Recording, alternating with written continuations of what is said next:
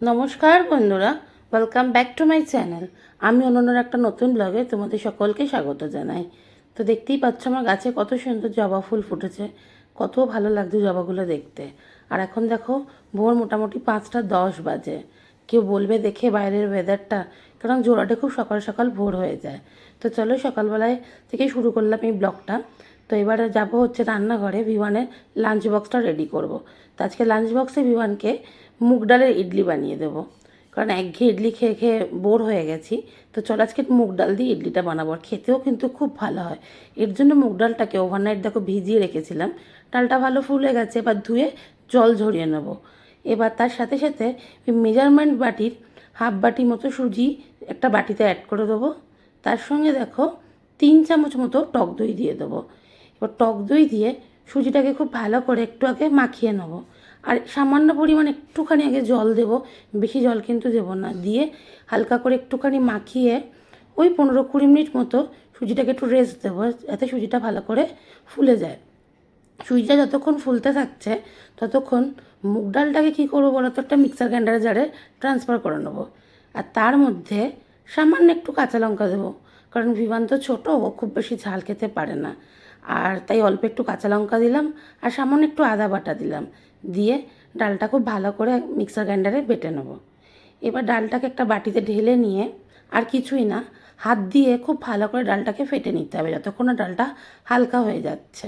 ডালটা আমাদের ফাটা হয়ে গেছে, আর সুজিটাও দেখো আগের থেকে অনেকটা ফুলে গেছে। এবার বেটে রাখা ডালটা দেখো সুজির মধ্যে অ্যাড করে দেবো। দিয়ে সুজিটার সঙ্গে ডালটাকে খুব ভালো করে মেশাবো, আর খুব সামান্য পরিমাণ জল দিয়ে ব্যাটারটা কিন্তু আমরা রেডি করে নেব। তো দেখতেই পাচ্ছ যে ব্যাটারটা কিন্তু খুব ভালো করে আস্তে আস্তে রেডি করবো, যাতে কোনো লাম্পস না থাকে ব্যাটারের মধ্যে। এবার ব্যাটারটাকে একটু 5-10 মিনিট মতো রেস্টে রাখবো। ততক্ষণ একটা তড়কা প্যান বসিয়ে তার মধ্যে সামান্য একটু সাদা তেল দেবো। তেলের মধ্যে কারি পাতা ফোড়ন দেবো। আর ভিভান দেখো না কারি পাতা পছন্দ করে না, তাই ফোড়ন দিয়ে কারি পাতাগুলোকে তুলে বাইরে ফেলে দিয়েছি, শুধু তেলের ফ্লেভারটা রয়ে গেল আর কি। এবার ওই তেলের মধ্যেই সামান্য একটু হিং দিয়ে দেবো। হিঙের গন্ধটা কিন্তু খুব ভালো লাগে। এবার গ্যাসটা অফ করে দিয়ে কালারের জন্য একটু হলুদ দেবো, ব্যাস। এবার এই ফোড়নটা মিশ্রণের মধ্যে মিশিয়ে দেবো ভালো করে। তাতে কিনা মিশ্রণের কালারটা খুব ভালো আসে একটু হলুদ দেওয়ার জন্য। আর তাদের সামান্য পরিমাণ একটু নুন দিয়ে ভালো করে মিশিয়ে নেব। তো চলো ব্যাটারটা কিন্তু আমাদের দেখো সম্পূর্ণ মোটামুটি রেডি হয়ে গেছে। এবার সামান্য পরিমাণে একটু ইনো অ্যাড করে দেবো, যাতে ইডলিটা খুব নরম হবে। তো ইনোটা ভালো করে মিশিয়ে নিয়ে ইডলি স্ট্যান্ডে অল্প তেল ব্রাশ করে দেখো ব্যাটারটা ভরে দেবো ইডলি স্ট্যান্ডের মধ্যে। এক এক করে সব কটার মধ্যেই ইডলি ব্যাটারটা ভরে নেবো। নিয়ে কড়াইতে একটু দেখো জল গরম বসিয়েছি। জলটা যেই হালকা গরম হয়ে যাবে তখন এই ইডলি স্ট্যান্ডটা কড়াইয়ের মধ্যে দিয়ে একটা ঢাকা দিয়ে ইডলিটাকে ভালো করে স্টিম করে নেবো। স্টিম করে নিলে কিন্তু দেখো নরম একদম ফোলা ফোলা ইডলি আমাদের রেডি হয়ে যাবে।